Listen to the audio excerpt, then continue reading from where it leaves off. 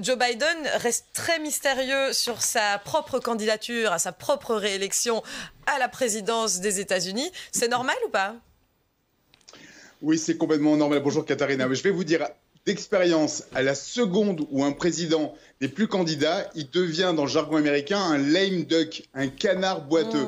Il ne sert plus à rien politiquement. Donc Joe Biden a tout intérêt à attendre le plus tard possible pour annoncer ou non une éventuelle candidature à sa réélection. Et je peux vous dire que la saison politique est plus surprenante que prévu. Winter is coming, l'hiver arrive, pour reprendre le fameux slogan de Game of Thrones. Et il faut vraiment attendre l'élection de mi-mandat qui a lieu dans tout juste 50 jours pour savoir stratégiquement ce à quoi les deux partis républicains et démocrates doivent s'attendre pour les 2 ans à venir. Mais c'est vrai que la présidentielle est dans tout juste 2 ans. Ça va déjà très vite et tout le monde a encore en tête Donald Trump et Joe Biden. Mais je vous promets qu'en coulisses, il se trame de nouvelles têtes et tout va dépendre de ces mi-mandats du 8 novembre du point de vue politique et stratégique. Mais est-ce qu'on peut dire que c'est parce qu'il ne voit pas très bien les choses venir pour lui que tout d'un coup il fait un pas de côté? Parce que hier dans son interview, c'est vrai qu'il disait ça va pas de soi que je me représente. Comme si tout d'un coup il craignait un peu l'arrivée de Trump ou le retour de Trump. Alors, il y a beaucoup de personnes qui parlent d'un retour de Trump. Je peux vous dire que je vais aller à contre-courant de tout ce que les gens pensent. Le Trumpisme ne gagne pas forcément du terrain. C'est un vrai ressenti. Mais il y a un candidat très Trumpiste, comme le gouverneur DeSantis en Floride, qui pourrait bien perdre sa réélection dans 5 semaines. Ce serait un coup de tonnerre pour le parti de Trump. La cote de popularité de Trump est en nette chute depuis 2 ans. Et les électeurs républicains viennent pour la première fois de répondre à plusieurs sondages qui mettent en priorité le parti devant Donald Trump. 58% d'entre eux s'identifient d'abord au parti républicain contre 33% qui votent principalement parce que c'est Donald Trump qui est derrière. Donc il faut faire très attention. Et le dernier meeting de Trump dans l'Ohio n'a réuni que 3000 personnes contre 25 000 il y a tout juste 1 an. Donc je sais qu'on aime bien dans les médias continuer ce duel Trump-Biden, c'est croustillant pour certains, mais il faut se méfier, le ressenti sur le terrain n'est pas vraiment le même cette rentrée qu'avant l'été. Il se radicalise. Enfin, vraiment, il faut faire attention.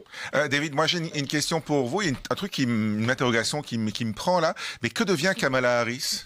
Ça vous prend, hein? On sent que ça vous prend. Elle a disparu. Elle a disparu des radars. Where is Kamala? En fait, tous les vice-présidents, on a toujours une énorme attente sur les candidats à la vice-présidence, puis les vice-présidents eux-mêmes. Mais elle avait cette portée symbolique aussi, une femme d'une autre origine, etc. Donc on attendait plus. Elle est très effacée. On attendait plus. Au début, elle a pris beaucoup entre ses mains. Mais je pense qu'elle a été très effacée par les équipes de Joe Biden. On se rend compte que c'était plus une alliance électoraliste qu'une alliance vraiment, une vraie lune de miel entre les deux. David, hier, on a entendu parler de Joe Biden parce qu'il annonçait la fin de la pandémie du Covid aux États-Unis. Alors que nous, on lance notre 25e campagne de vaccination. C'est vrai que le timing peut surprendre. Ça soulage aux États-Unis. Est-ce que c'est crédible, ce discours ? Alors, c'est crédible du point de vue médical, mais pas du point de vue, de l'épidémie. Je vais vous dire clairement, il y a 2 Amériques. C'est très binaire comme pays de ce point de vue-là. Il y a d'abord le côté rural contre les zones urbaines. Les villes ont tellement été plus touchées que les campagnes. Et ça vraiment, c'est incroyable de voir la répartition. On ressent aujourd'hui à New York, par exemple, il y a 1 ou 2 commerces sur 3 qui est fermé encore. Il y a vraiment des grosses difficultés, des nombres de sans-abri dans les rues qui c'est incroyable.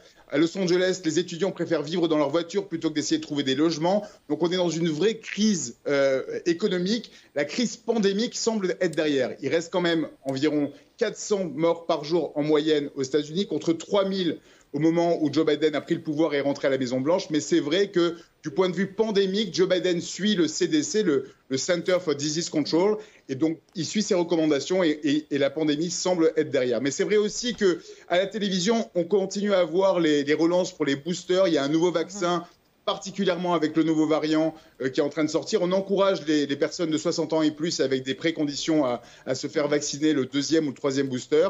Mais en général, on a vraiment le ressenti que l'épidémie, la pandémie est derrière. Bon, bah, finalement, c'est assez similaire à chez nous, sauf que nous, on est plus dans l'alerte. Hein. On dit allez vous faire vacciner, mais c'est vrai que ça reste le public aussi plus vulnérable. Bon, on avait dit qu'on parlait pas du Royaume-Uni, David, mais on se demande quand même. Parce qu'hier, on avait une invitée qui nous disait moi, je suis très attristée de voir qu'aux États-Unis, on ne couvre pas du tout les funérailles de la reine Elisabeth II. Est-ce que c'est vrai ? Non, c'est pas vrai du tout. Je peux vous dire qu'hier matin, j'avais l'impression que les funérailles correspondaient exactement avec les horaires des matinales. Ils ont envoyé tous leurs présentateurs des matinales de CBS, NBC, ABC à couvrir les funérailles. On a entendu les cornemuses, les orgues, la messe mortuaire, on a tout vu. Par contre, ce qui est vrai, c'est qu'au tout début, il y avait une vraie volonté de faire de l'anxiogène avec des écrans séparés entre les républicains et les royalistes. Donc, il y avait une véritable volonté de faire de l'anxiogène. Il y a eu une petite pause entre les deux. On a parlé davantage d'un royaume sous-marin parce qu'on a beaucoup débattu sur la couleur de la petite sirène. Mais après, ils sont très vite revenus au Royaume-Uni. Oui, puis on imagine quand même que ces midterms, on en parle. Enfin, c'est la grosse actualité ou pas? C'est la grosse actualité. Il y a aussi la météo. On en parle énormément de Fiona. On parle énormément de. Encore une fois, c'est toujours la proximité qui l'emporte le plus. Les midterms, c'est dans tout juste 50 jours et je peux vous garantir que c'est ce qui domine l'actualité. Et puis aussi le deal sur le nucléaire iranien. On en parle peu en Europe, mais ça domine énormément la politique américaine. Eh bien, merci beaucoup, David, d'avoir été avec nous.